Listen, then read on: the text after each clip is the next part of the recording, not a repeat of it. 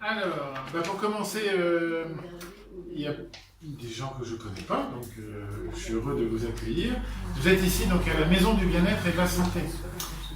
C'est un lieu que nous avons créé avec Isabelle, mon épouse, qui est là-bas derrière. C'est elle qui s'est occupée de la participation, donc vous n'avez pas pu la rater. On a créé ce lieu il y a 2 ans en fait pour faire un regroupement et un réseau de thérapeutes qui puissent travailler ensemble. À la base, nous sommes thérapeutes, hypnothérapeutes, constellation familiale en plus pour Isabelle, et pour moi, travaille sur en fait, on va dire l'accompagnement psychocorporel. Bonsoir. Allez, voilà. À l'intérieur de la maison du bien-être, en fait, vous avez aussi un ostéopathe, un magnétiseur, une naturopathe, et puis il y a également notre fille qui s'occupe des enfants. Enfin, pas que des enfants, d'ailleurs, maintenant elle a décidé de passer un peu au grand. Et donc ça, c'est une partie qui se trouve à l'étage, et donc ce sont des gens que vous pouvez aller voir, vous avez leurs cartes de visite qui sont là, avantageusement. Et puis donc il y a cette salle dans laquelle on essaye aussi d'avoir des activités, donc des conférences comme ce soir, mais aussi des ateliers, des formations, des stages, qui peuvent se dérouler en soirée, le week-end, en semaine, tout dépend de la durée et des choses qui se font. Voilà. Si vous avez envie d'en savoir plus, et si vous n'êtes pas inscrit à la lettre mensuelle, on va vous faire passer un petit papier sur lequel vous pourrez marquer, s'il vous plaît, en lettres majuscules pour qu'on puisse vous relire, vos coordonnées, votre adresse mail, on vous mettra dans la lettre mensuelle, et puis comme ça, vous aurez les informations du mois sur la maison du bien-être et de la santé. Voilà, ça c'est pour le lieu. Maintenant, en fait, donc moi je m'appelle Hervé Robe, là, ici. Donc, on ne dit pas Robex ou Rox, on dit Robe. Voilà, on a mis un S parce qu'on doit être plusieurs dans la famille, ça doit être ça. Donc avec Isabelle, elle a créé donc, une activité qui s'appelle Le Fil d'Ariane. Donc je l'y ai en 2006 et je l'y ai rejoint en 2009 pour en fait travailler dans la thérapie. Bonsoir Anne-Claire. Et donc dans le Fil d'Ariane, nous avons 2 grandes activités, l'activité autour de la thérapie et l'activité autour du développement personnel.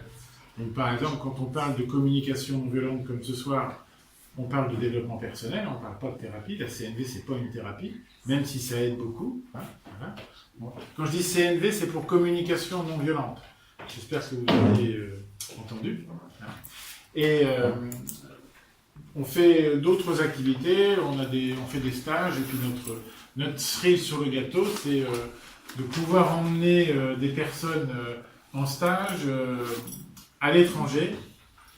Le plus souvent, en fait, on va dans les déserts pour se perdre un peu et puis revenir. Si possible, on revient tous ensemble, puis si on en perd, tant pis. Voilà, on les laisse sur place. Donc, pour l'instant, tout le monde est revenu. Bon, okay. Voilà. Donc ça, c'est pour le Fil d'Ariane. Bien, alors, moi-même, donc, pourquoi est-ce que je m'autorise à parler de CNV? C'est quelque chose que j'ai découvert en 2005, je crois. À l'époque, j'étais brillant ingénieur informaticien. Ça a remué quelque chose chez moi qui a fait que je me suis rendu compte que finalement, je n'étais pas nécessairement à la place que je pensais devoir occuper. Donc du coup, je suis rentré dans une batterie de nouvelles formations. Donc, je suis passé par une formation en ostéopathie, en homéopathie, en auriculothérapie. Je ne sais pas ce que j'ai fait encore en I, mais bon, voilà. Donc, il y a toute une série comme ça de choses que j'ai fait parce que je me suis aperçu que, en fait, c'était quelque chose qui me portait bien. Et puis, donc, d'autre part, beaucoup de formations autour de la communication non violente. Au départ, peut-être pour l'intégrer dans le monde des entreprises et des organisations. Et puis après, pour devenir médiateur. Donc voilà, j'ai passé un cursus assez long pour devenir médiateur en communication non violente. Donc c'est-à-dire les gens qui essayent d'anticiper sur les conflits, mais qui peuvent aussi traiter des conflits. Voilà. C'est à cette occasion de cette formation que, avec des collègues qui se formaient, je me suis aperçu qu'on pouvait se permettre de transmettre la CNV à partir du moment où on avait pratiqué quelques formations. Et donc, je me suis mis à animer des ateliers, des stages de découverte. Bon, je vous en parlerai tout à l'heure. Voilà. Ça, c'est pour ma présentation personnelle. Maintenant, on en vient à la communication non violente. Est-ce que, d'abord, est-ce qu'il y a des gens qui se sont formés et qui connaissent la communication non violente? Donc oui, il y a celles et ceux qui sont venus effectivement dans les ateliers. Dans les gens que je ne connais pas, je regarde, non? Bon. Ah, bon, alors mesdames, vous m'apporterez du soutien. Hein? Voilà, je compte sur vous. Alors, la communication non violente, c'est quelque chose qui a été mis en place par un Américain qui s'appelle Marshall Rosenberg, qui lui-même, donc c'est un psychologue clinicien, enfin c'était un psychologue clinicien, bonsoir, il est décédé il y a 2 ans maintenant, 2 ans et demi, qui en fait est lui-même un élève de Carl Rogers. Peut-être que Carl Rogers c'est peut-être un nom qui est un peu plus connu ou répandu dans le monde de la communication. Il y a des gens qui parlaient de communication bienveillante, de communication centrée sur l'écoute, de communication de soi avec les autres. Hein, voilà, ce genre de terminologie. Marshall Rosenberg, il s'est beaucoup inspiré des travaux de Carl Rogers. La grande différence qu'il y a entre les deux, c'est que Carl Rogers, il a effectivement parlé à profusion de la communication. Marshall Rosenberg, en fait, il a mis en place un processus en 4 étapes qui permet en fait d'intégrer assez rapidement les tenants et les aboutissants de la communication non violente. Pour parler de la communication non violente, en fait, on pourrait y passer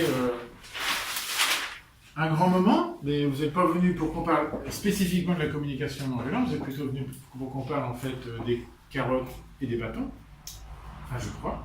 Hein. Mais quand même, c'est important d'entendre 2-3 petites choses sur la communication non violente. Quand Marshall Rosenberg, en fait, on lui demandait de présenter en 3 minutes la communication non violente, il disait « Mon métier, c'est d'éduquer, c'est d'élever les chacals ».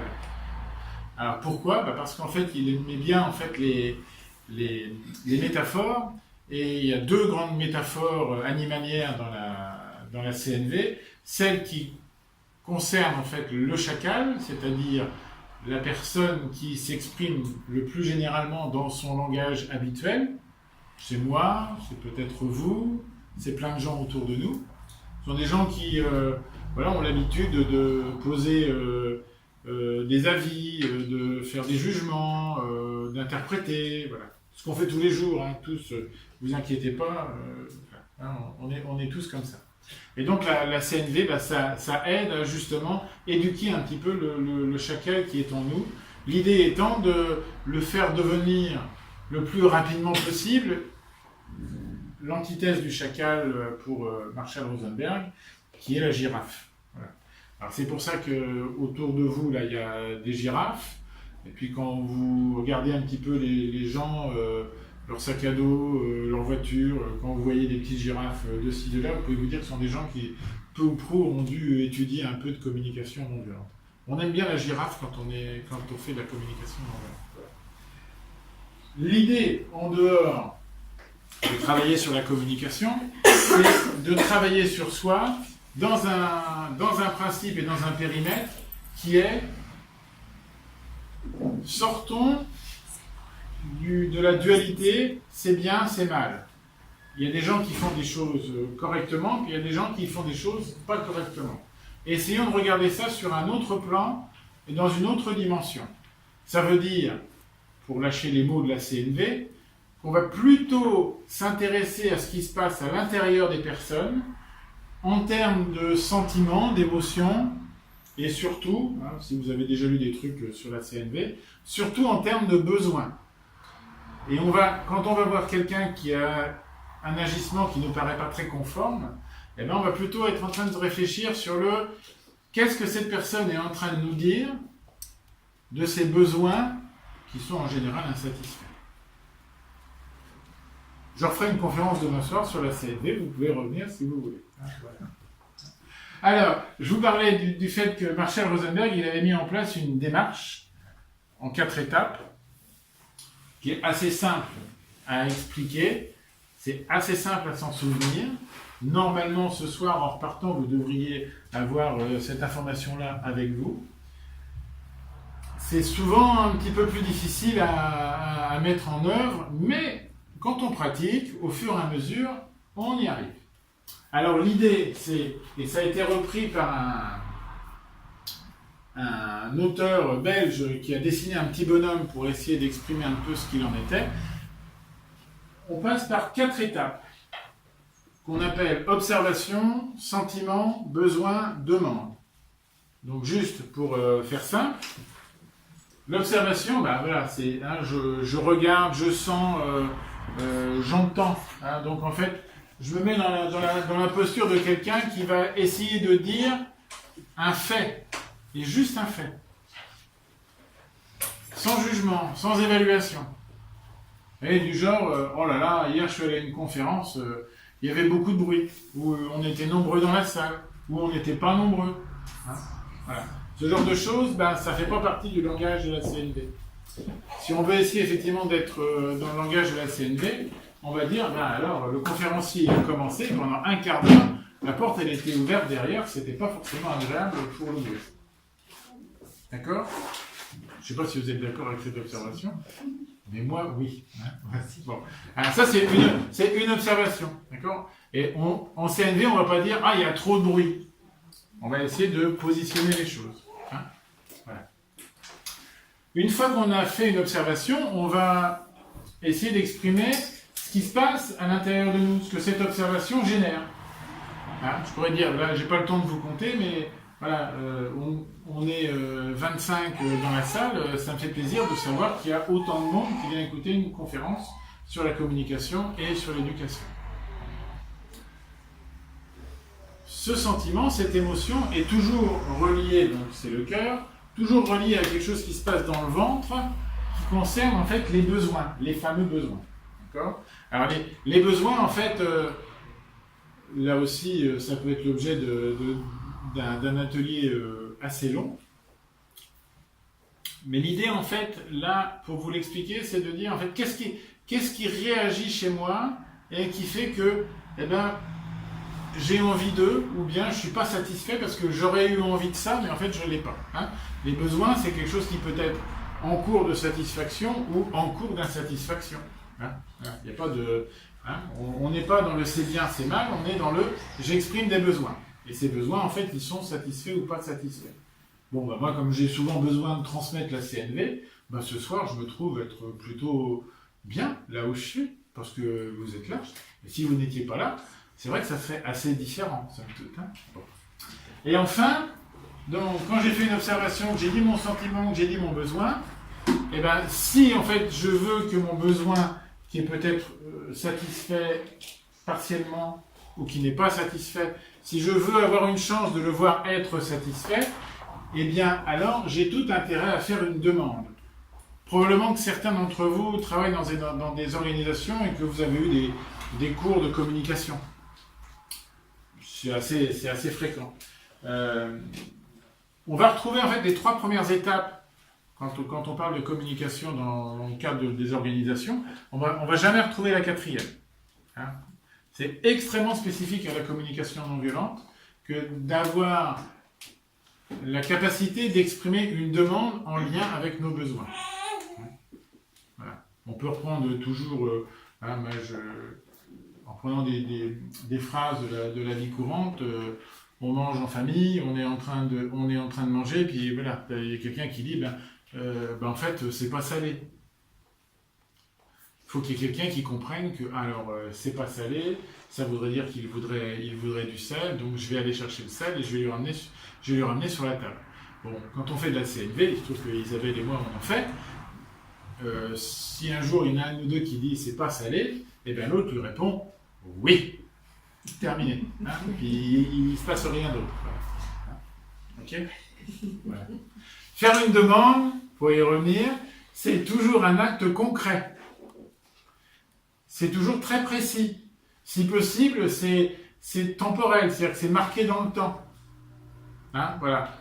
Et surtout, comme ça n'est pas une exigence, c'est-à-dire que c'est pas du genre passe-moi le sel, c'est pas une exigence, ça veut dire que quand je fais une demande, en même temps, je me prépare éventuellement à recevoir une réponse qui n'est pas celle que j'attendais. Et donc, du coup, voilà, ça va permettre d'engager le dialogue et de se mettre assez rapidement au diapason l'un de l'autre. Bon, sur Passe-moi le sel, ça va peut-être être un peu court, mais bon, sur d'autres sujets, ça peut être différent. Voilà. Alors, la CNV, l'éducation, les carottes, les bâtons, les récompenses, les punitions, tout ça, en fait, c'est effectivement des choses qui sont très théoriques. La CNV, par définition, ça se pratique, ça se vit. Et donc, pour commencer, j'ai envie de vous faire un petit exercice. Un exercice que vous pourriez faire par deux, et si possible, je dis bien si c'est possible pour vous, et c'est uniquement pour les gens qui y sont intéressés, les autres, ben voilà, vous attendez 2 minutes, hein, vous vous mettez avec quelqu'un que vous ne connaissez pas.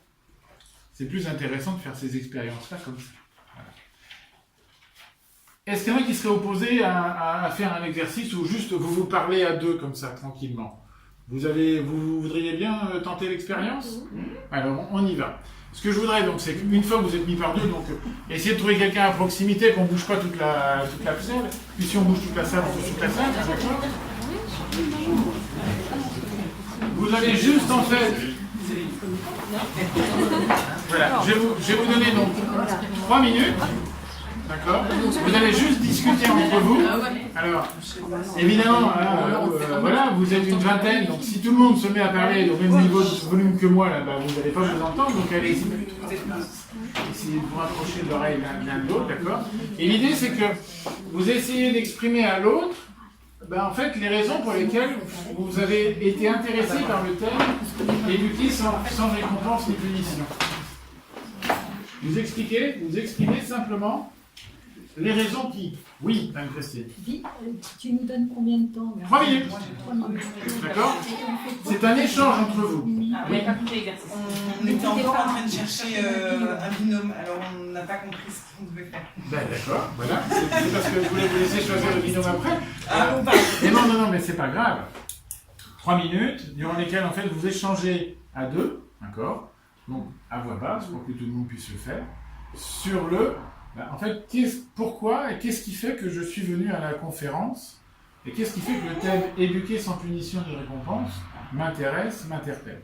Juste ayez cet échange entre vous deux et écoutez-vous, si possible, l'un et l'autre, l'une et l'autre. Voilà.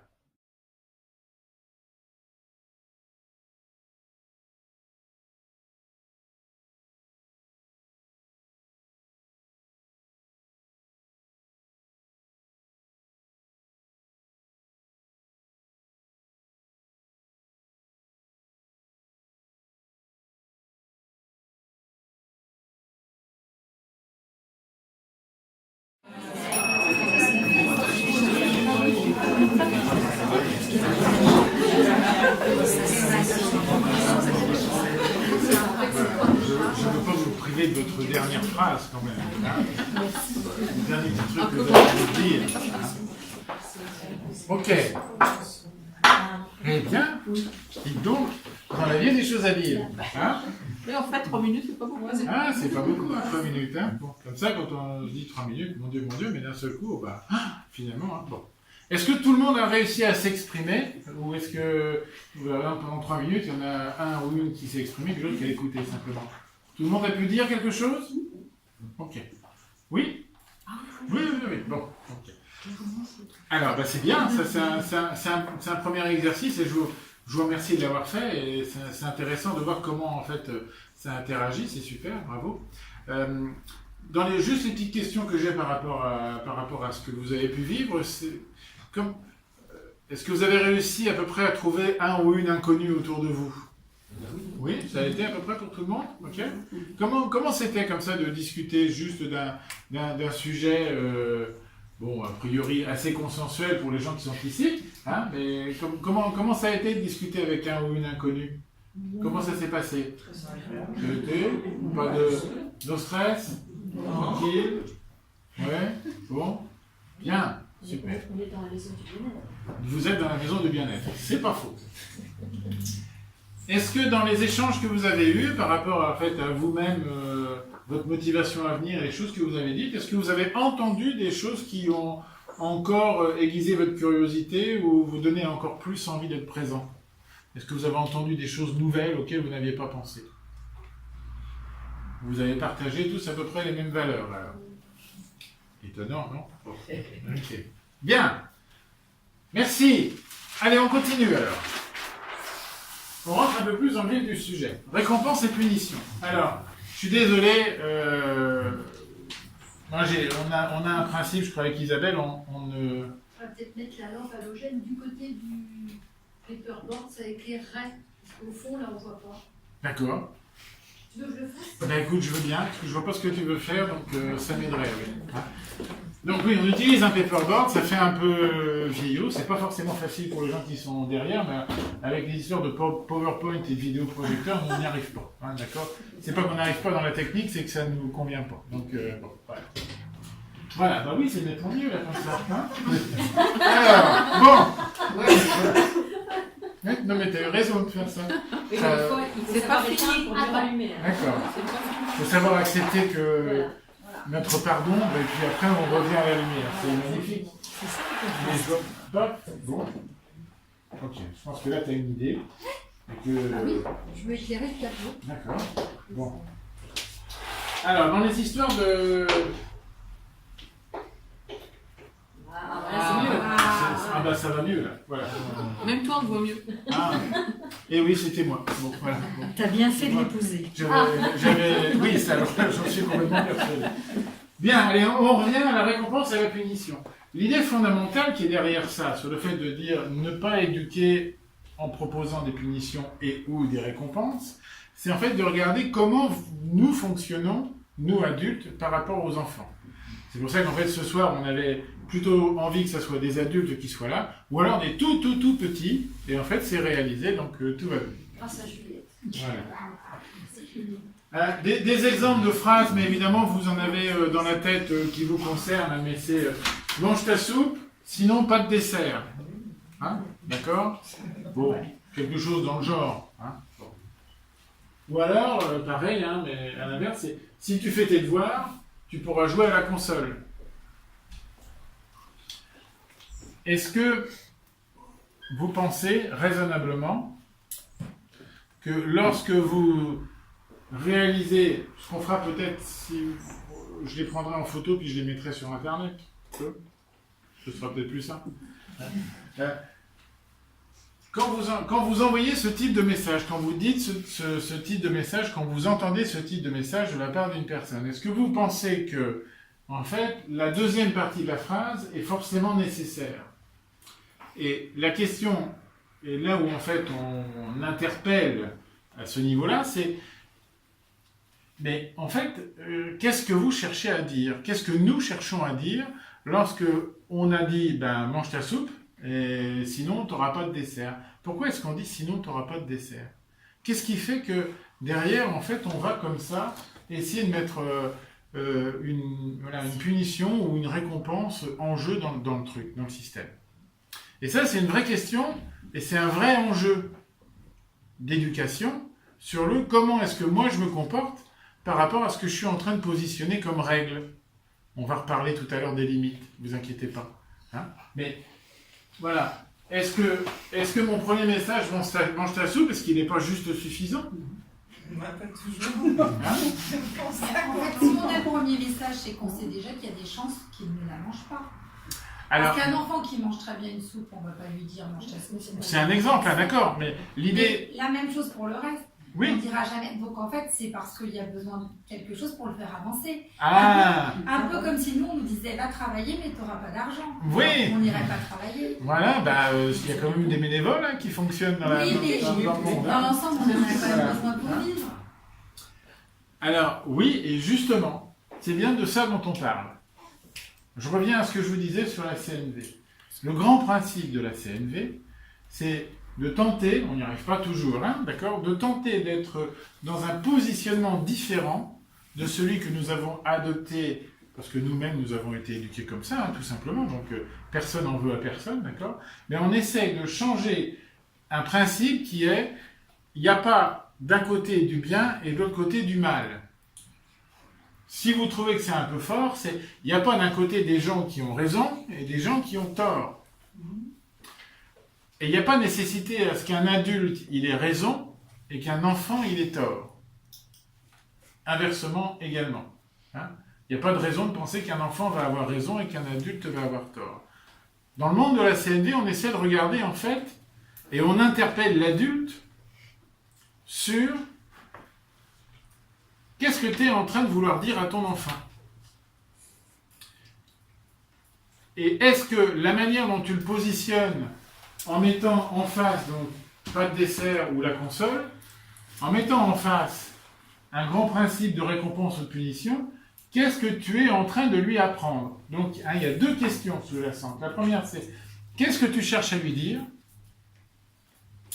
Et là, il faut aller fouiller un petit peu à l'intérieur de soi pour trouver des réponses.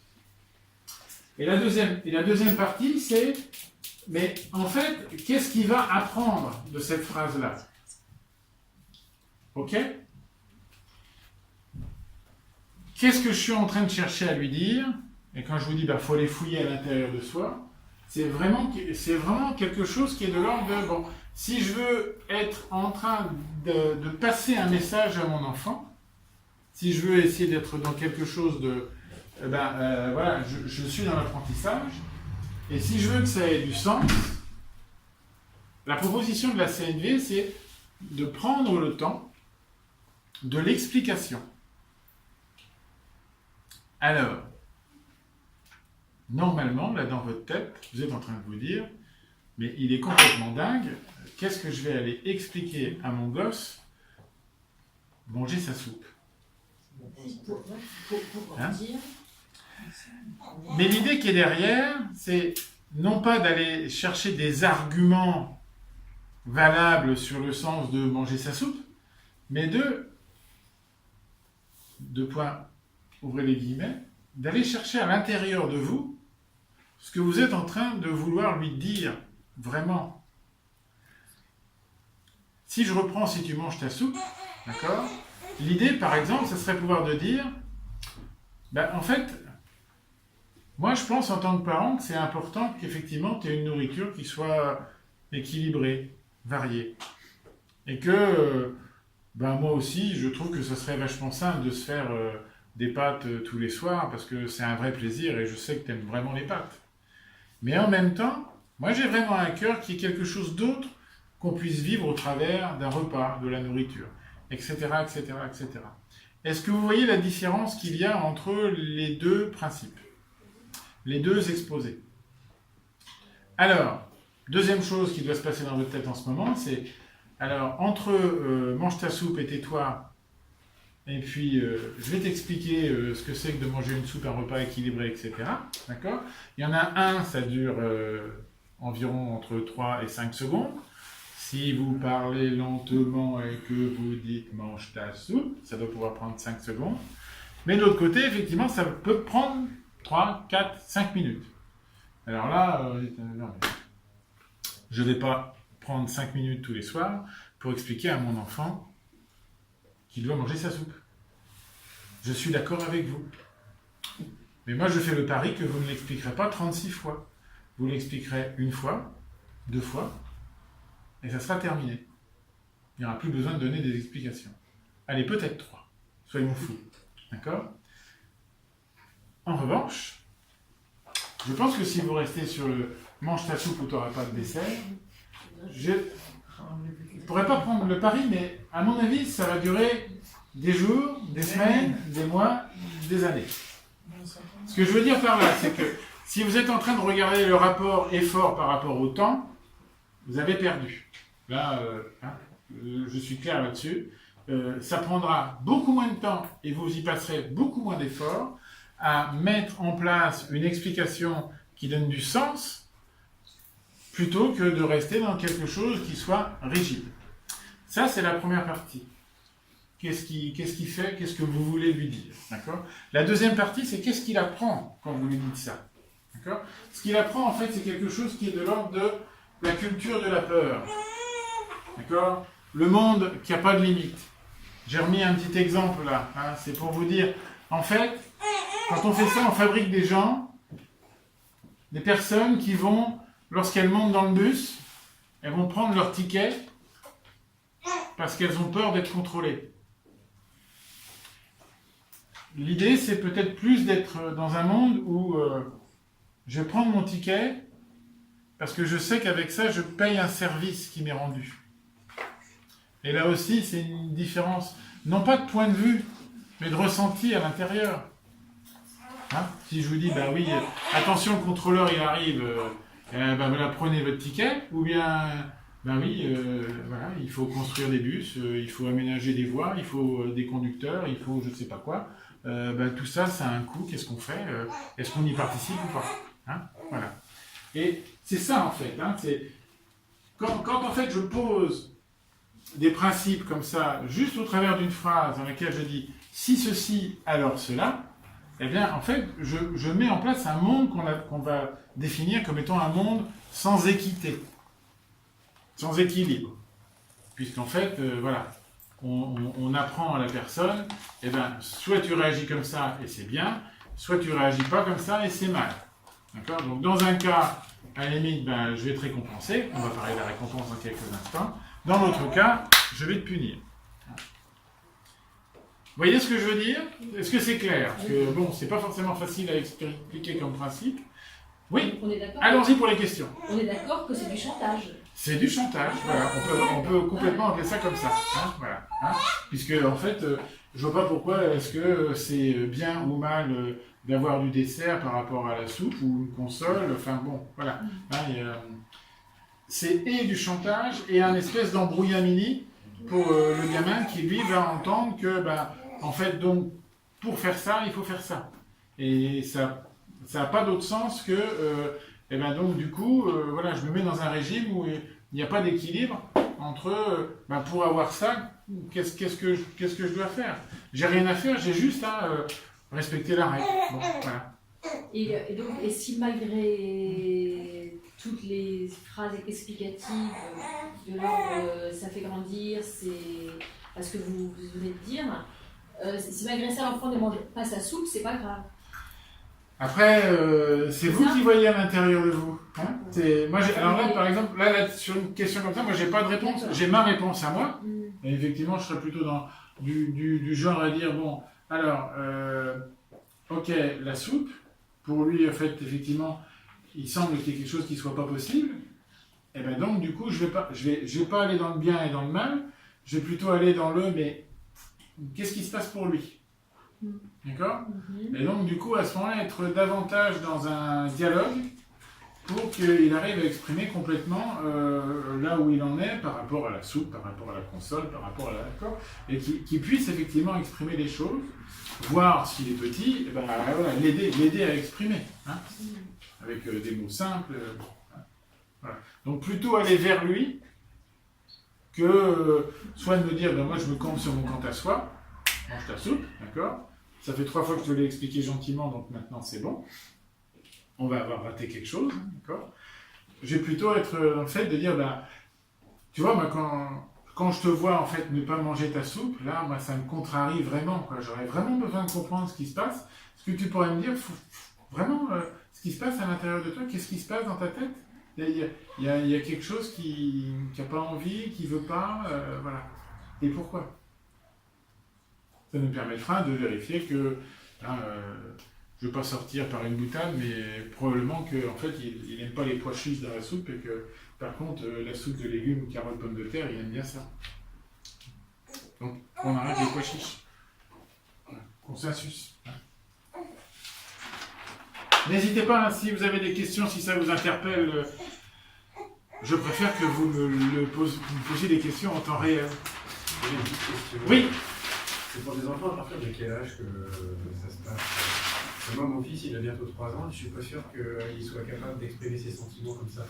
Ah si. Alors, on va aller... Oui, parce que elle prend la parole avant moi, mais je vous invite à aller voir des gens dont c'est la profession de fonctionner avec des multitudes d'enfants de 3-4 ans. Voilà. Hein, donc, dans les écoles, par exemple. Même si je pense pas que ça soit le meilleur milieu, mais bon. Bref, on rediscuterait de l'école peut-être à un autre moment. Marshall Rosenberg, il a écrit des bouquins là-dessus. Hein. Vous pouvez aller voir, mais il explique très bien quelque chose qui est que, je pourrais vous faire la démonstration, mais en gros, un enfant qui a 2-3 ans, pour comprendre les principes de la CNV, il lui faut 1 heure. Pour un enfant qui a 5-6 ans, 2 heures. Au-delà, c'est des journées et des journées. D'accord ? À la base, on est... Quel âge ils ont ? 2 et 5. Yeah ! C'est bon.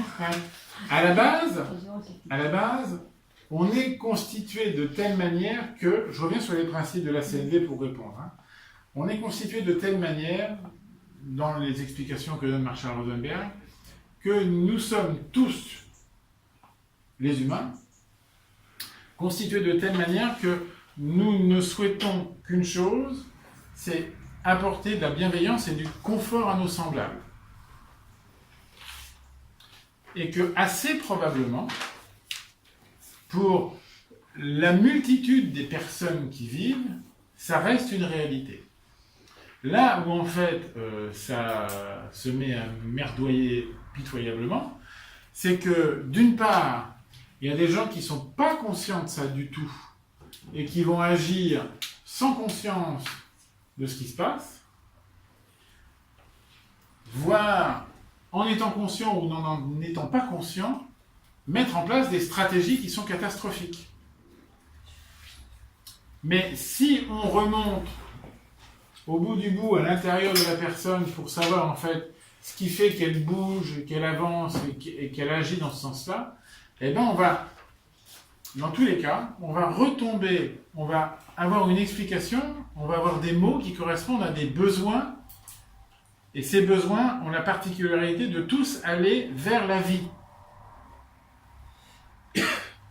Un exemple extrêmement basique, j'ai faim, donc j'ai besoin de me nourrir. Soit en fait je suis dans un environnement qui est sécurisé, l'Occident, il est assez probable que je peux arriver à trouver à manger assez rapidement. Soit je suis dans un environnement qui n'est pas sécurisé, quelques pays d'Afrique ou d'Asie, d'accord, où là ça va être beaucoup plus difficile de trouver de la nourriture, et on comprend bien qu'à ce moment-là, la stratégie de fonctionnement ne va pas être la même. Il y a qu'à voir malheureusement ce qui s'est passé pour nos amis qui ont subi l'ouragan. Le lendemain, c'est la panique, et puis effectivement, les gens ils vont piocher dans les supermarchés parce que voilà, il n'y a plus de sécurité. Mais quand ils vont piocher dans les supermarchés pour se trouver de la bouffe, ils sont en train de répondre à un besoin simple, primaire, basique. Et ce besoin, il va vers la vie. Sauf que, à ce moment-là, c'est la seule stratégie qu'ils ont trouvée pour effectivement s'en sortir. Je reviens aux enfants. Un petit enfant qui a 4 mois et demi, là, d'accord, lui, il est complètement conscient de ses besoins. Et lui, il n'a pas besoin de dire à qui que ce soit, eh bien, figurez-vous que là, ça fait 4 heures que je n'ai pas bouffé, et il serait peut-être temps qu'on me file un truc parce que j'ai la dalle. Il a juste un appel à faire, et ça marche. D'accord ? Parce qu'il est complètement dans ça. Et au fur et à mesure qu'il va évoluer et qu'il va avoir un peu de langage, qu'il va arriver à 2-3 ans, il restera complètement dans ça. Je vous invite vraiment. Moi, je suis grand-père d'un petit enfant qui a 6 ans aujourd'hui, et quand il avait 2-3 ans, il y avait une espèce de merdouille à la maison, là, dans sa maison, il y avait un truc, ça allait pas, il n'était pas en forme, machin. Je l'ai pris, je l'ai posé sur le muret devant chez moi, j'ai dit, bon, écoute, maintenant, dis-moi ce qui se passe pour toi. Alors, il m'a regardé, qu'est-ce qu'il est en train de me dire, le papy, là, ça y est, il est loufoque, d'accord.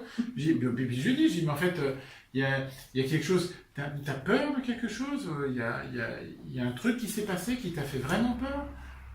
Et bien là, tout de suite, il dit oui, puis blablabla, c'est parti, d'accord. Et ça faisait 3-4 jours, je ne sais plus, que c'était la panique à la maison chez lui, parce que personne ne comprenait l'attitude, quoi. D'accord. Donc, plus vous allez être au proche de qu'est-ce qui se passe pour toi, en fonction de l'âge, d'accord, vous trouverez les bons mots, et ben plus vous apercevrez que vous aurez des réponses qui vont dans le sens de ce qu'on vous dit là. Les enfants, ils sont capables d'exprimer leurs besoins. Pour les sentiments, c'est évidemment un problème de vocabulaire, d'accord? Donc, bon, là... Mais nous aussi, hein, c'est un problème de vocabulaire. Hein. Alors, c'est ce que j'explique souvent dans les ateliers, mais le vocabulaire, vous l'avez. Hein, vous n'êtes pas des arriérés du vocabulaire. Vous avez tout le vocabulaire des sentiments, tout le vocabulaire des besoins. Simplement, en fait, à un moment donné, dans votre vie, on a dit, ben, alors, les sentiments, ça ne s'exprime pas, et les besoins, on n'en parle pas. D'accord? Donc, si là, je vous dis, exprimez-moi vos sentiments et vos besoins, ça va faire ziou, comme ça, d'accord? Vous allez venir, hein?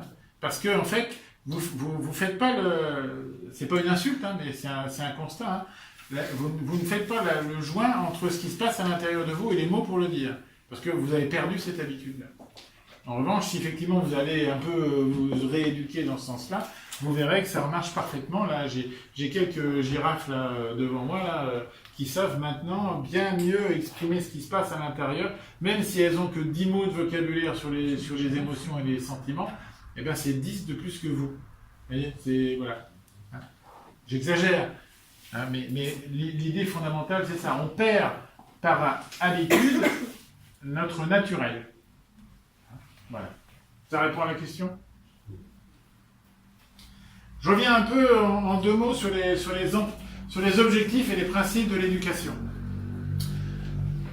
Quand en fait on fonctionne dans le monde traditionnel qui nous intéresse, en fait on parle de paradigme et de conditionnement. Les paradigmes, c'est les règles qui fondent le fonctionnement de base de la vie. Grosso modo, on retrouve ces choses-là. C'est-à-dire que l'éducation, ça permet d'acquérir des savoirs pour être dans la norme, entre guillemets. D'accord ? Ça permet d'être dans un système de comparaison et de compétition. Hein ? Vous vous souvenez à l'école, quand vous aviez une note et que vous demandiez à votre meilleur copain ou votre meilleure copine combien il avait, hein ? Ça vous est jamais arrivé. Bon, il n'y a qu'à moi que c'est arrivé, d'accord ? Okay.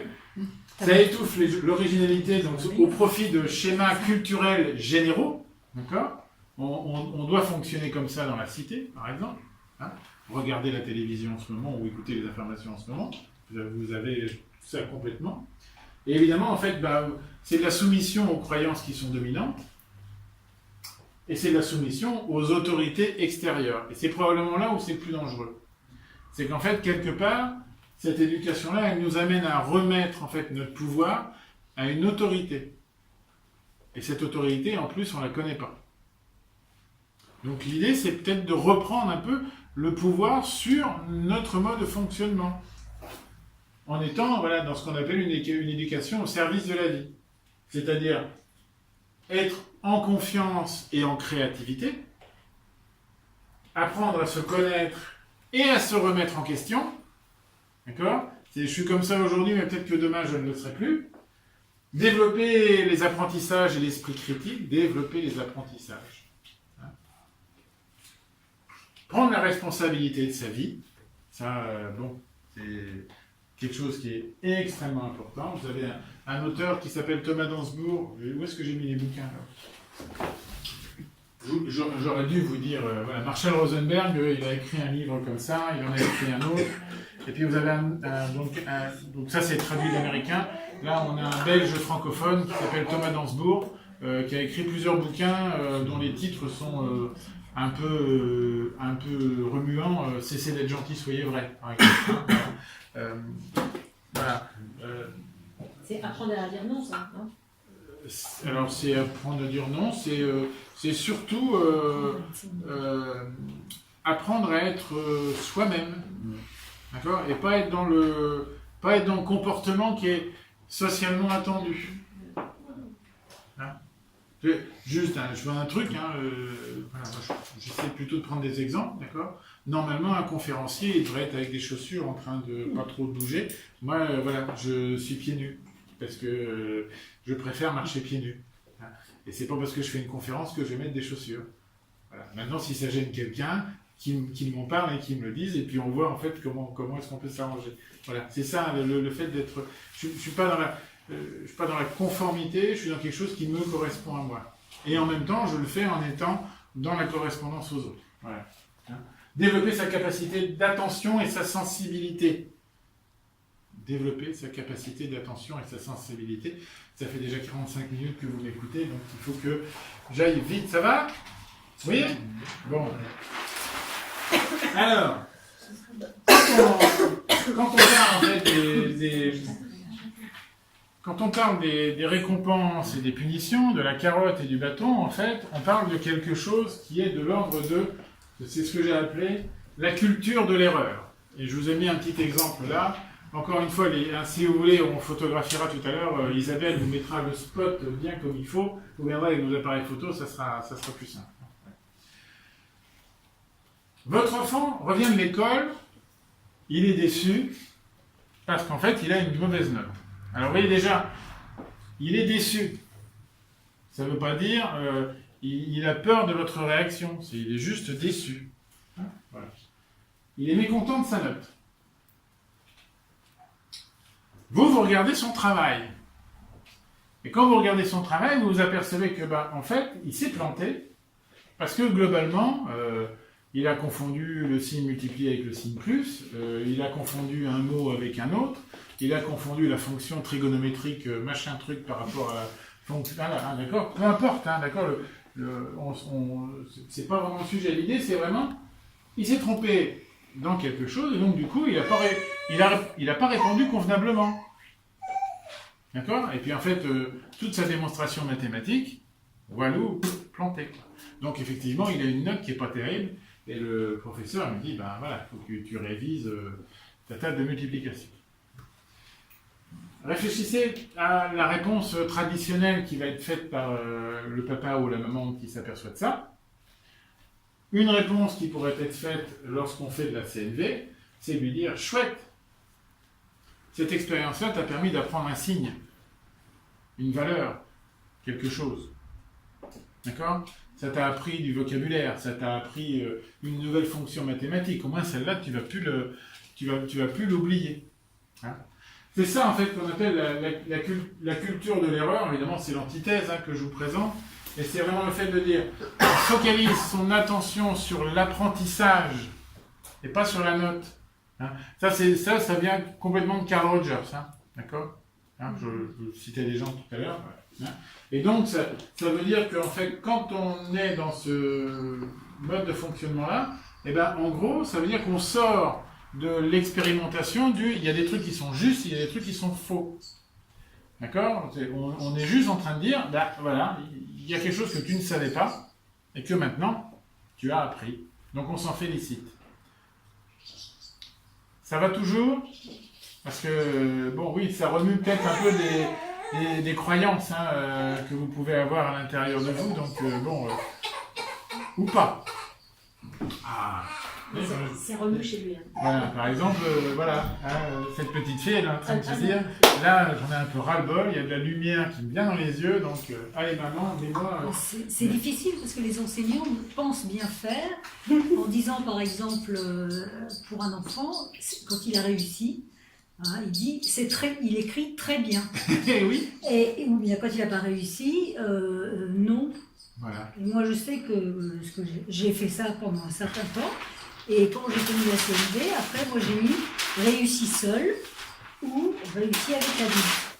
Ou réussi avec l'adulte. Oui. Parce que j'accompagne. Et puis, quand il y avait un certain nombre de choses à trouver, je disais, il a trouvé 5 solutions sur les 10. Voilà. Parce que c'est vraiment un fait. Et du coup, l'enfant, il dit j'ai trouvé les 10, chouette, je suis content. Alors, nous souhaitons que plus d'enseignants viennent aux soirées d'initiation à la CNV. Hein, voilà. Mais je suis à la retraite.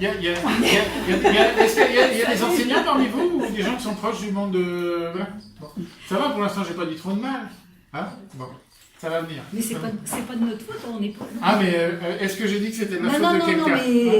Non, mais ce que je veux dire, c'est que c'est vraiment un problème de formation. Alors, l'idée derrière tout ça, en fait, c'est de faire fonctionner un peu nos échanges dans ce qu'on appelle la critique opportune, d'accord ? Et donc, de passer par 4 phases. Alors, c'est écrit tout petit, je vais vous les lire, mais l'idée qui est derrière, en fait, c'est de rentrer dans un dialogue, dans un espace où, en fait, justement, on va être dans l'échange. D'accord ? D'abord, exprimer une critique constructive. Ensuite, écouter avec empathie. Mettre en place un processus de consensus. Et enfin, ça c'est typique de la CNV, lorsqu'on est arrivé au consensus, célébrer, dire bravo, nous sommes contents, nous y sommes arrivés. D'accord ? Ne pas l'oublier, ça. Alors, ces 4 étapes, elles servent à quoi ? Elles servent en fait à mettre en place avec les enfants quelque chose qui est de l'ordre de on n'est plus dans les normes qui sont imposées. On met en place ensemble quelque chose qui nous convient à tous. À toi comme à moi. Évidemment, c'est comme la soupe, hein, ça va prendre du temps. Hein. Mais en même temps, en prenant ce temps-là, ça va probablement nous permettre tous de vivre très différemment la suite des opérations. Alors, exprimer une critique constructive. Donc l'idée, hein, c'est, voilà, il se passe quelque chose à la maison, voilà, ça fait 8 jours qu'il revient avec des notes pas terribles, ça fait 8 jours qu'il n'a pas envie d'aller à l'école, ça fait 1 mois que tout le monde dit que, voilà, hein, peu importe, hein, voilà, c'est... On va passer par les 4 étapes, observation, sentiment, besoin, demande. Bon, je sais que je dessinais pas terrible, mais c'est pour ça que je vous ai remis le petit bonhomme là. Lui, il court, il arrive, il dit « Oh là là, là, il faut qu'on se dépêche, il faut qu'on essaie de mettre quelque chose en place. » Donc, l'idée, c'est, en fait, je fais une observation qui est la plus rigoureuse possible. Il y a un sage, Krishnamurti, qui avait écrit à une époque, il disait qu'en fait, il n'y avait pas de preuve plus importante de l'intelligence humaine, il allait très fort, hein, il n'y a pas de preuve plus importante de l'intelligence humaine que de faire une observation sans évaluation. Faire une observation sans évaluation, sans jugement, sans truc qui tourne autour. Sans interprétation, sans y mettre des valeurs. Hein,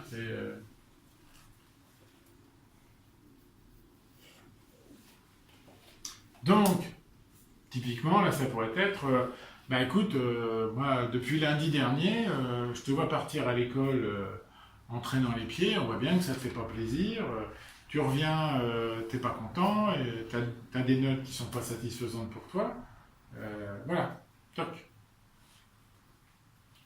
Hein? Ce qui est différent de... Bon, alors, là, on voit bien, quand tu pars à l'école, ça va pas du tout, quand tu reviens, tu fais la tronche. Oui, d'accord. En plus, voilà, tu as des notes, c'est lamentable. Hein, vous voyez les différences. Hein. J'espère que vous entendez ça. Hein. Je vais exprimer les sentiments. Donc des sentiments qui sont évidemment stimulés chez moi. Pas chez le gamin. Hein.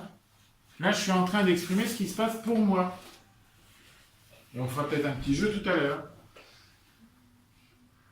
Du coup, je vais pouvoir exprimer les besoins qui sont à l'intérieur de moi et qui sont évidemment insatisfaits.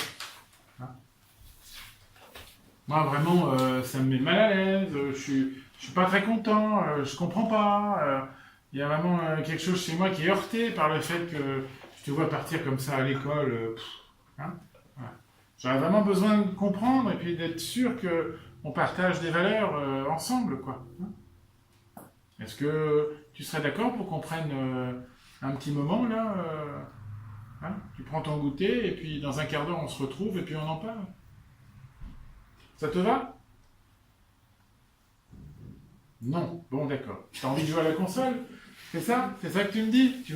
Pour toi, c'est plus important d'aller jouer à la console? Ok. J'entends ça, mais en même temps, moi, je voulais vraiment qu'on parle de ce sujet-là, de l'école, là, parce que vraiment, moi, ça me préoccupe beaucoup. Hein? Évidemment, c'est très compliqué en une demi-heure ou 1 heure de conférence. Pardon, non, mais c'est moi qui... de vous exprimer ça. Mais si je pouvais juste vous donner la confiance dans le processus, que d'arriver à exprimer des choses qui se passent à l'intérieur de vous par rapport à une situation que vous voyez, ça engendre un phénomène qui fait que vous rentrez dans un espace d'ouverture. C'est la magie de la CNV. Évidemment, derrière, hein, là, il a envie d'aller jouer à la console et pas de venir après le goûter. Donc, l'idée, c'est vraiment d'écouter avec empathie. Alors, l'empathie, il y a plusieurs définitions. Donc, il y a celle de la CNV. Quand on en parle en CNV, quand on parle de l'empathie en CNV, on parle d'un moment, d'un espace dans lequel on est connecté avec la personne. On est à 100% disponible avec elle. On n'est pas, en même temps qu'on est en train de parler avec elle, on n'est pas en train de se dire « j'ai oublié de remplir le dossier machin, il faut que j'aille chercher du lait, qu'est-ce que mon chat a bouffé ?» Enfin bon, d'accord. On est connecté avec la personne, à 100%. Et on est dans le moment présent. J'en reparlerai en fait. Ça permet d'avoir des échanges. Et puis de revenir, en fait, hein, sur l'observation, le sentiment, et le besoin et la demande. Hein. Ben, tu vois, quand tu es en train de me dire que tu préfères aller jouer à la console, ça, c'est une observation. Hein. Ce qui est différent de « Oh, ben, c'est toujours pareil, tu veux jouer à ta console et tu pars en râlant. Hein. » Une fois qu'on a fait ça et qu'effectivement on a réussi à échanger, donc on va mettre en place ce qu'on appelle un processus de consensus. Donc en fait, on va émettre, on va écouter des propositions. Qu'est-ce qui serait possible pour toi aujourd'hui de mettre en place pour que à l'école ça soit plus sympa, acceptable, voilà. Hein. Qu'est-ce que tu en penses? Qu'est-ce que tu dirais? Qu'est-ce qu'il faudrait faire? Et puis là du coup on va s'écouter, on va échanger, on va amender, d'accord? Non, faire l'école buissonnière tous les jours, ça n'est pas possible, donc nous allons en discuter, on va continuer à en discuter, d'accord? Jusqu'à ce qu'on arrive ensemble à définir en fait un nouveau cadre. Et quand on a défini le nouveau cadre, eh ben on célèbre.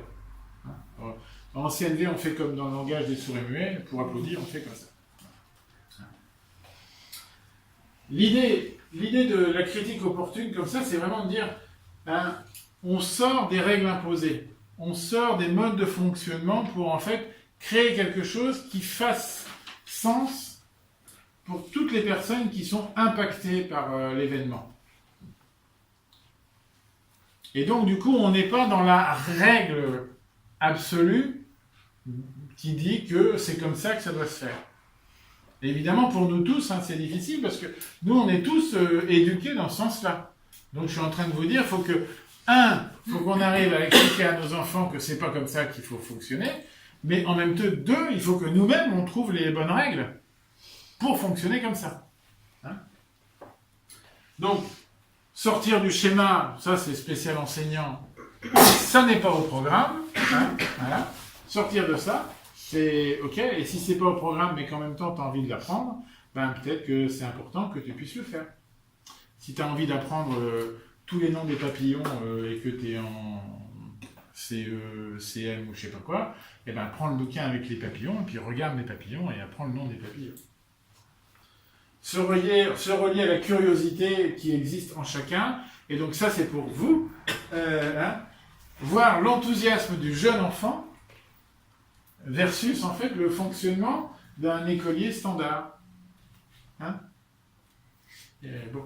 L'enthousiasme d'un petit enfant, je reprends toujours l'exemple, merci mon petit-fils, hein, mais aujourd'hui encore, voilà, là c'était la rentrée et c'est resté vrai après la rentrée, quoi, c'est juste la fiesta, quoi, hein, c'était super d'être en vacances, je me suis éclaté en vacances. Waouh, c'est la rentrée, je vais m'éclater à l'école. Il rentrait le premier truc, c'est CP, hein, c'est ça. CP. Cours préparatoire. Voilà. Hein. Pourvu que ça dure. Moi, je demande que ça, hein, qu'il reste avec cet enthousiasme-là. Mais bon, vous pouvez aussi mettre ça un peu en parallèle. Bien, on va faire un deuxième petit exercice. Si vous êtes toujours d'accord. Vous êtes toujours d'accord pour faire un exercice? Oui, bon. On va essayer de complexifier un peu les choses. Vous allez rester dans votre couple, là, maintenant que vous vous connaissez bien, donc tout va bien, hein, voilà. Mais là, pour l'instant, écoutez la consigne. Voilà. Ce que je voudrais, c'est que, en fait, vous arriviez, je vais vous laisser ça là, ici, que vous regardiez éventuellement ça, mais que vous preniez une situation vécue. D'accord? Alors ça peut être avec un enfant, mais ça peut aussi être avec un adulte. Quelque chose qui vous a bien grillé, d'accord? Un truc, hein? Genre, ça peut être mange ta soupe, hein, sinon tatata. Hein. Mais voilà, essayez de trouver un exemple vécu qui vous a bien agacé et essayez de le réexprimer à la personne qui est en face de vous en tenant compte de ça, en faisant une observation pour que la personne elle comprenne. Essayez de dire un peu ce qui se passe à l'intérieur de vous, ce qui est chatouillé. Ça commence à coincer. Voilà. Qu'est-ce que vous auriez pu avoir comme besoin qui ne soit pas satisfait? Et qu'est-ce que vous auriez pu faire comme demande? Mais rassurez-vous, en face de vous, vous avez quelqu'un qui est complètement CNV, qui va vous écouter avec empathie et qui va vous aider. Donc là, on n'est pas nécessairement dans un dialogue. On est plus dans le... Il y en a un qui parle et l'autre qui écoute et qui va juste aider à faire la clarification. Ok? Et puis après, on tourne. Donc on va faire un exercice sur 4 minutes, 2 fois 2 minutes, 2 fois 2 minutes. Ça vous va? Est-ce que c'est clair? Est-ce que ça a besoin d'être réexpliqué, redit? Non, ça va? Allez, je vous laisse vous mettre en place. Il suffit de choisir qui commence et sinon on tire au sort. Hein, voilà. Allez, c'est parti.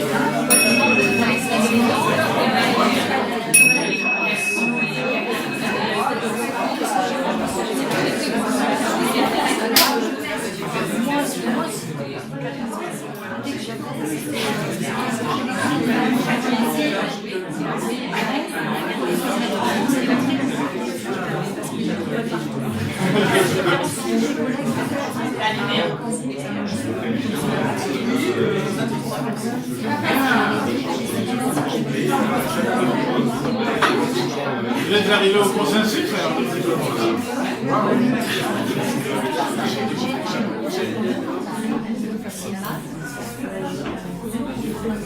alors,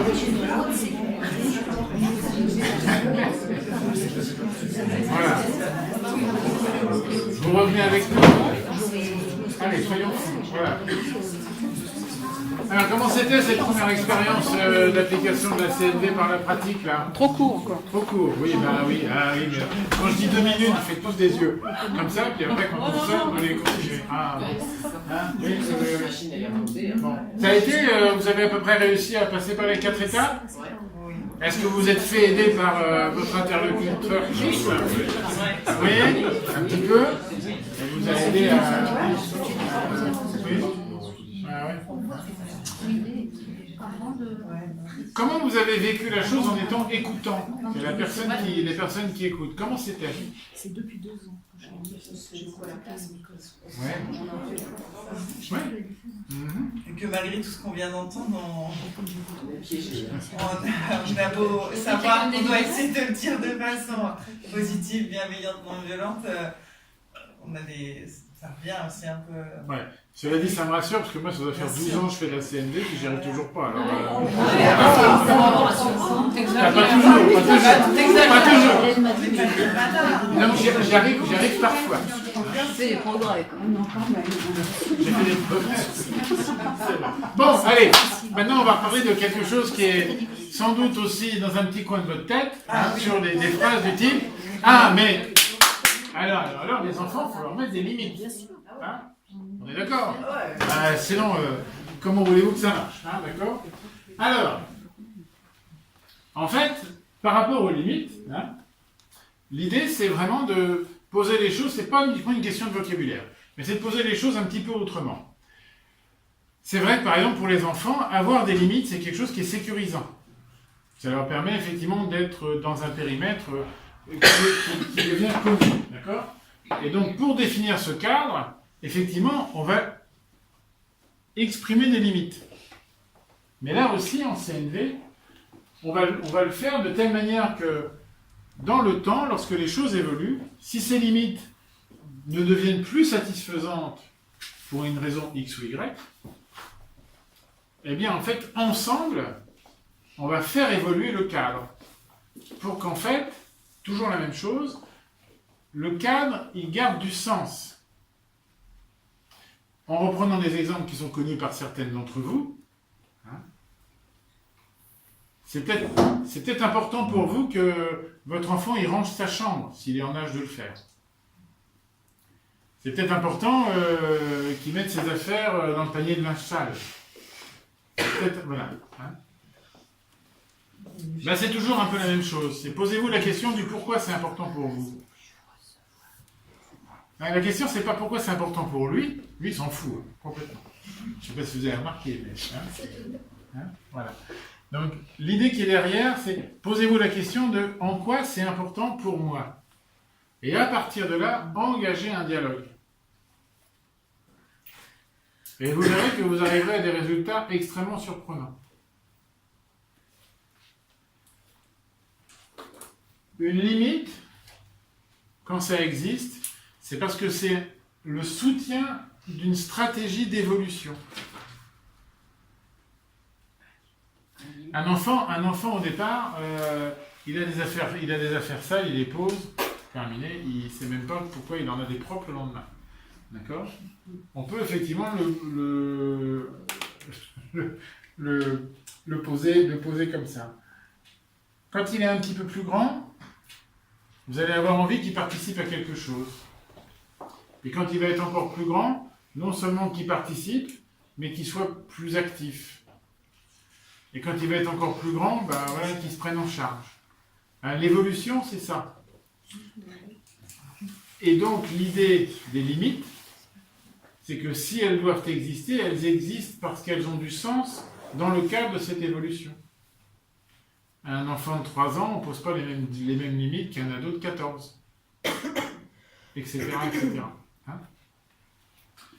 Et donc, bon oui, hein, ça n'a rien à voir avec une règle qui est arrêtée définitivement. Mais donc, surtout, ça n'a rien à voir avec ce qu'on appelle la non-directivité. C'est-à-dire que, hein, moi j'ai souvent la remarque qui me dit, bah oui, mais la CNV c'est le pays des bisounours, tout le monde il est beau, tout le monde il est gentil. Jean-Yann, il n'était pas gentil tout beau. Hein, quand il disait ses blagues, parfois c'était un peu cru. Hein. Donc, la CNV, c'est pas le pays des bisounours. La CNV, c'est quelque chose qui ressemble à ça.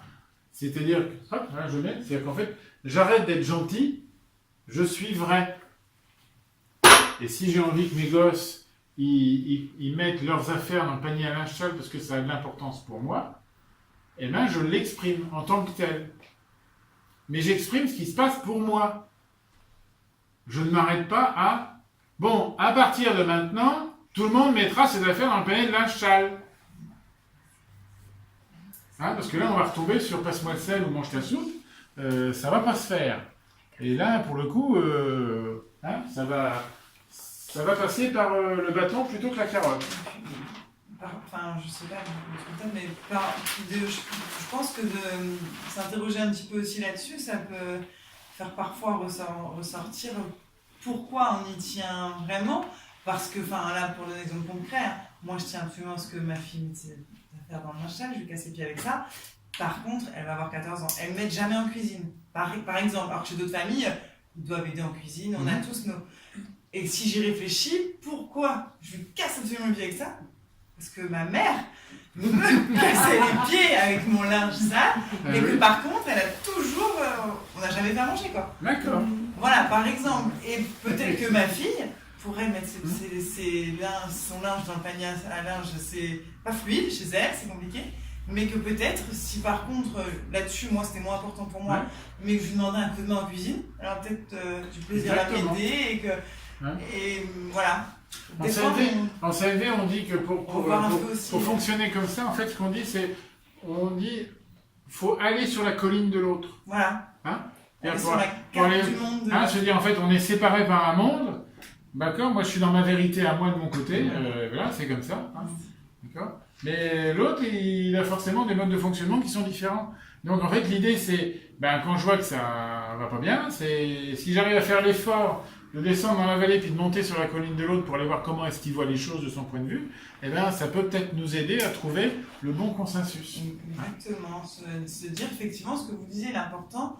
Ce qu'on veut, c'est qu'ils évoluent, qu'ils s'autonomisent. C'est pas qu'ils mettent ses linges dans le panier. Et peut-être que ça peut passer par autre chose. Exactement. Que ça, finalement. Que c'est pas... Et que c'est bien d'aller voir à l'intérieur. Dans le monde de l'autre, Voilà. et voilà. Et alors, du coup, là, je viens de comprendre quelque chose. C'est qu'en fait, si on les éduque de cette façon-là, on va leur apprendre plus tard à répondre aux besoins des autres Et oui. et puis à avoir de l'empathie. Oui, entre autres. Mais alors, À leurs besoins. Et alors, Voilà. Et après, à leurs besoins. voilà, besoin. voilà, ça, c'est. vrai. Reconnaître qu'ils avaient Ouais, besoin. ouais, c'est vrai. Ouais, c'est important ce que vous dites. Donc, je fais juste une petite parenthèse, mais je vois l'heure qui tourne, je suis affolé là. Ah, Je suis pas bien. Ce qui est important de comprendre en CNV, en fait, c'est que l'idée, c'est de sortir d'un fonctionnement dans lequel on est plus ou moins tous éduqués, qui est de dire c'est tellement important de s'occuper de l'autre qu'on ne s'occupe pas de soi. Et que Marshall Rosenberg, il disait et il vivait le fait de dire on a vraiment avantage à commencer par s'occuper de ses propres besoins et à partir de ce moment-là, voir si on est, vous rendez compte de la question, voir si on est capable d'aller s'occuper des besoins des autres. Quand on fait des ateliers comme ça, en général, voilà,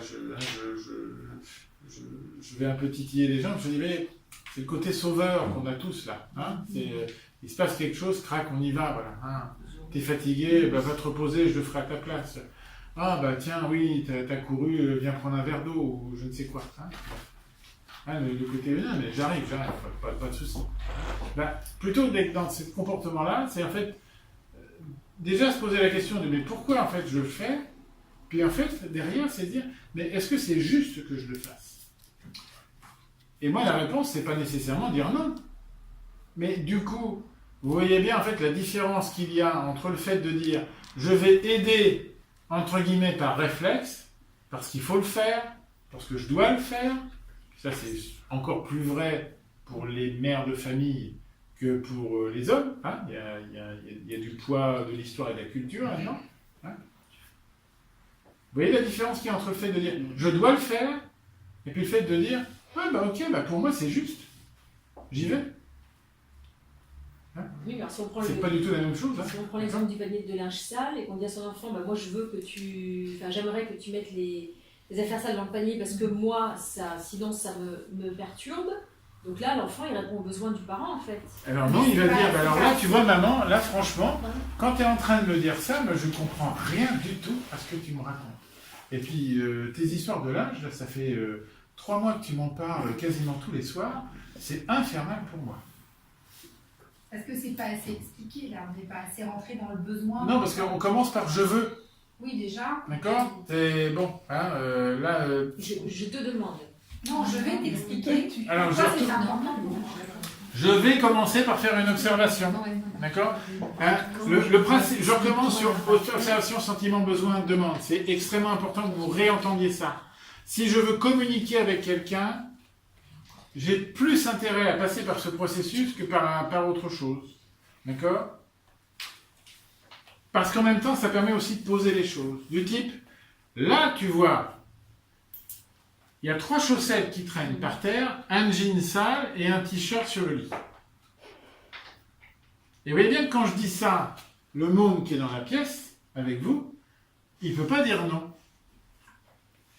Mais la question, c'est pas qu'ils disent oui, mais c'est juste qu'ils disent on est OK là-dessus. Il y a 3 chaussettes, il y a un jean et un t-shirt, d'accord? Basta. Ça, c'est une observation.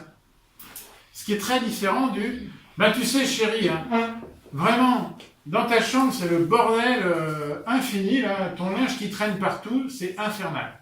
Pour lui, le linge qui traîne partout, il n'y a rien du tout. D'accord? Parce que ce n'est pas 3 chaussettes sales qui vont me gêner de quoi que ce soit. Donc, si je fais une observation qui est juste, il y a 3 chaussettes, plutôt que de dire c'est le bordel dans ta chambre, déjà, la qualité d'écoute, d'entente n'est pas la même. D'accord? C'est ah, ben oui, il y a 3 chaussettes par terre. Bon. Et lui, ça ne le dérange pas. Mais on ne va pas en faire un pataquès non plus, d'accord? Mais il y a une différence entre le fait de dire c'est le bordel dans ta chambre et le fait de dire il y a 3 chaussettes qui traînent, je vous assure. Hein? Vraiment. Et si Hein? c'est un adolescent, et dans ce cas-là, il s'en va de la chambre, Et dans ce cas-là, il s'en va de la chambre. Et alors, ben, j'attends qu'il revienne. Et la prochaine fois qu'il revient, ben, je lui en parle. D'accord ? Ou alors, ce que je fais, parce que je suis sauveur, et que j'en ai marre et que je veux pas, et ben donc ce que je fais, c'est que je ramasse les chaussettes et je les mets dans le panier de l'achat.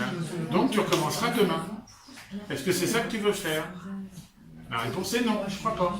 Hein ? Donc l'idée vraiment, c'est de dire trois chaussettes à la. Qu'est-ce qui se passe pour moi ? Hein ? Voilà. Je termine sur les limites. Marshall Rosenberg, lui, en fait, sur les limites, il dit oui. D'accord ? Oui, il faut poser des limites. Parce qu'effectivement, on met ça dans un cadre qui a du sens. D'accord ?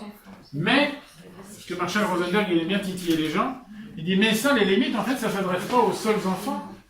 Donc vous, les adultes, là, vous allez peut-être repenser un peu à la manière dont vous vivez les limites avec les enfants, et vous allez regarder comment est-ce que vous faites pour mettre ces limites dans le monde avec tout le monde, donc avec les autres adultes. Et donc, juste regardez en fait, hein, là, ce qui est écrit là, c'est plutôt que de poser des limites, d'accord, c'est de dire, si les besoins ne peuvent être remplis du fait d'une autre personne,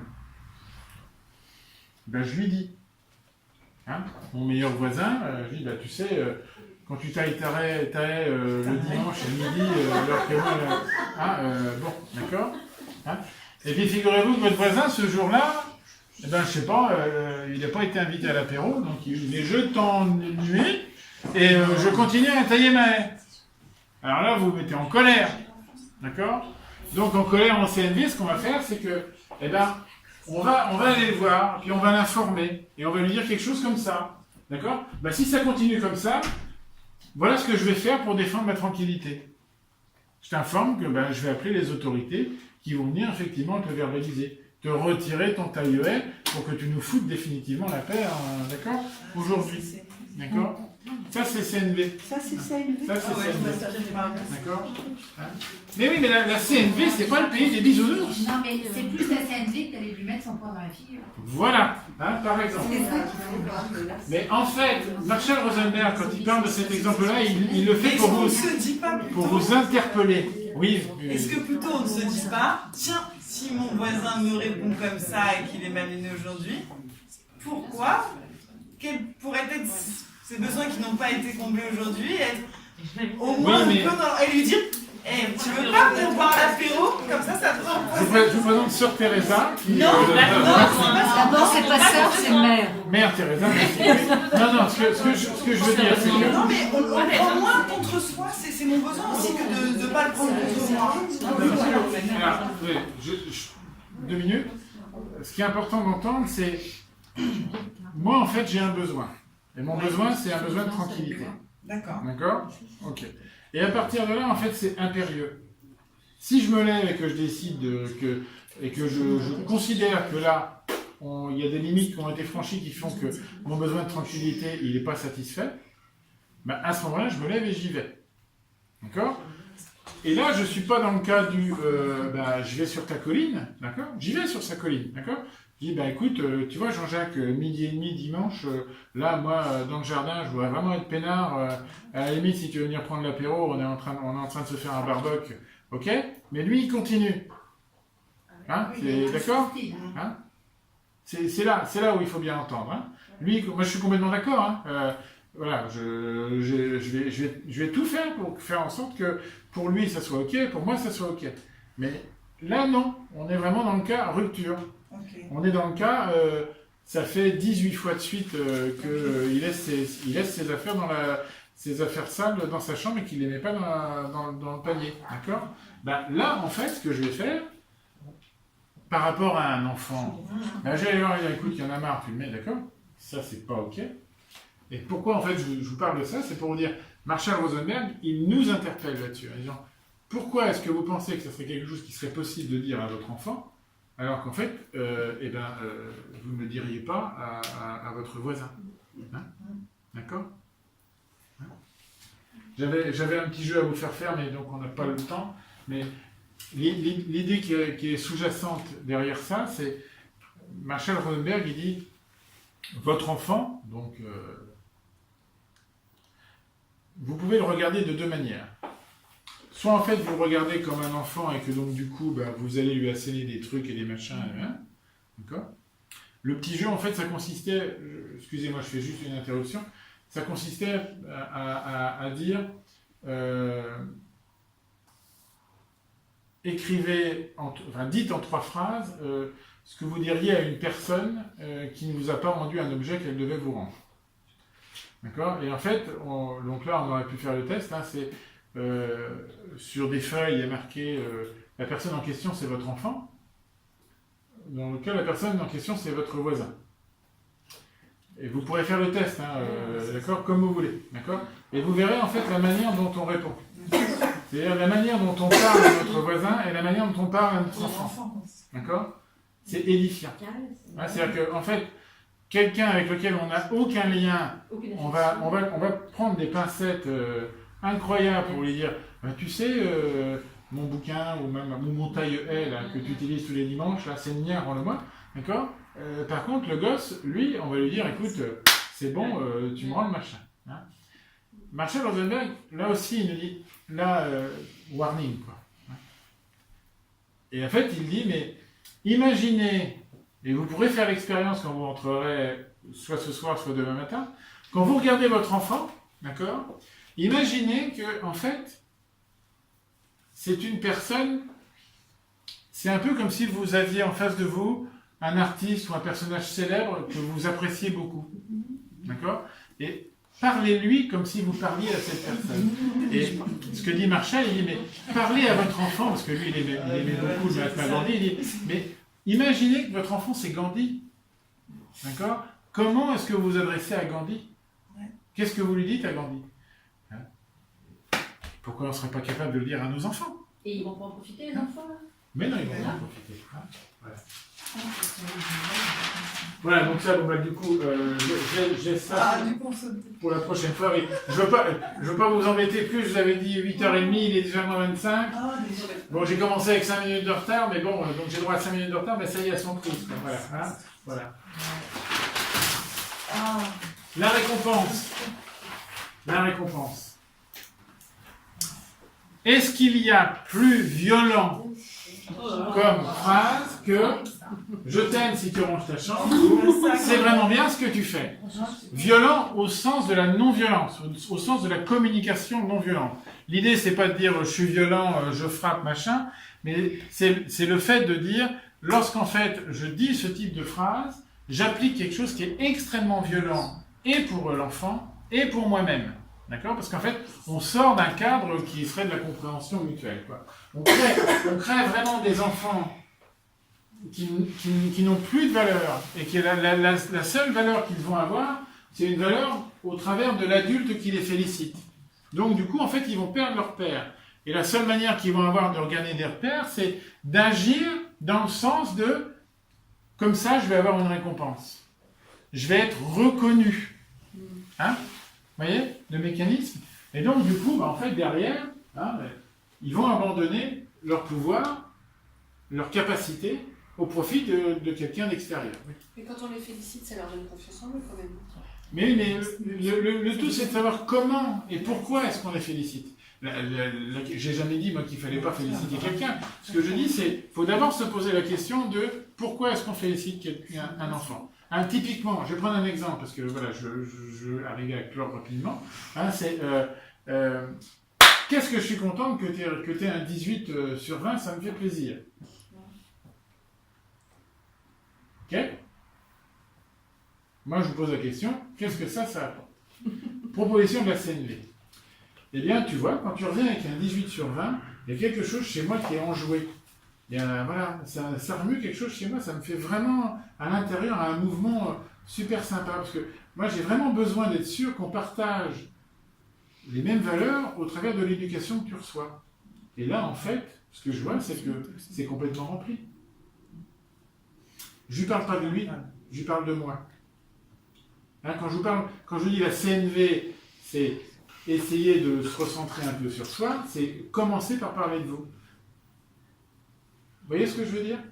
Ça répond à votre question? On croyait tous avoir compris, maintenant on est tous plus sûrs. Mais les Quand, deux- quand ma fille de 7 ans fait un dessin, qu'elle me montre et qu'elle est contente d'elle, je ne peux pas lui dire c'est bien. Non, Mais si, bien sûr, mais Ça me fait dites-lui plaisir. pourquoi c'est bien pour vous. ça me plaît. Ça me plaît. Et Hein il faut dire ce qu'on C'est ressent. c'est quelque chose, moi, qui me fait plaisir. Ça me plaît, ça me plaît. Ça me plaît. Parce que c'est vrai que les Attends, phrases Marc, Justement, quand on évoque nos sentiments, on peut aussi dire je suis triste. Ah bah bien sûr. C'est indispensable. Oui, oui, oui, oui. Ah bah oui, oui, hein, la palette des D'accord. sentiments, c'est pas uniquement tout va bien, tout est beau. Voilà, Hein, je c'est veux dire, même, en règle générale, c'est plutôt dans le sens que ça se passe. Oui, oui, oui, oui. Je suis en colère aussi. Oui. Alors, après, il faut faire... Bon, on va pas rentrer trop dans la CNV, mais il faut faire attention aux mots étiquettes sur la colère, la tristesse et des choses comme ça, mais c'est déjà un bon début. Hein, pouvoir exprimer à quelqu'un... Moi, ça me rend très triste lorsque je vois qu'effectivement, tu reviens avec une note dont tu n'es pas satisfait. Hein, voilà. Ok, bien sûr. Hein. Mais le premier élan pour parler CNV, c'est quand vous parlez, le premier mot que vous dites, c'est « je ». Je parle de moi. C'est égoïste de donner l'ange. Non. Ça n'a rien à voir avec l'égoïsme. Hein. Ça n'a rien à voir. Au contraire. C'est même vraiment l'inverse. C'est Hein. l'inverse. C'est que plus, en fait, je vais donner d'informations à mon interlocuteur, et plus, en fait, pour lui, ça sera entendable. Je vais prendre un exemple. On peut très bien continuer la conférence comme ça, et à 10h du soir, vous êtes encore là. D'accord ? Et puis, ça va commencer à pester un peu sur les chaises. Ou bien, je peux vous dire, ben voilà, en fait, il est -20. Je suis très embêté parce que j'ai encore plein de choses à vous dire et je pense que j'ai vraiment encore besoin de 5 minutes. Et je voudrais savoir si pour vous, c'est OK qu'on termine à -15. Est-ce qu'il y a quelqu'un qui aura une objection avec cette proposition? Bien. Voilà. C'est typiquement un exemple de CNV. Hein? Donc je me dépêche. En tout cas, les phrases Et que si quelqu'un avait une objection, vous m'avez fait Eh ben, j'aurais demandé comment est-ce qu'on pouvait faire, qu'est-ce qui était possible pour lui ou elle, hein, voilà. Ok, et puis de voir, puis dire voilà, cette personne-là veut s'en aller maintenant, est-ce que pour tout le monde c'est ok qu'on arrête la conférence, ou bien est-ce qu'on la laisse partir et on choisit de continuer ensemble? Voilà. Alors, juste un petit mot sur l'empathie, pour que, voilà, quand on parle en CNV de l'empathie, c'est quelques règles. Je vous l'ai dit, c'est être disponible.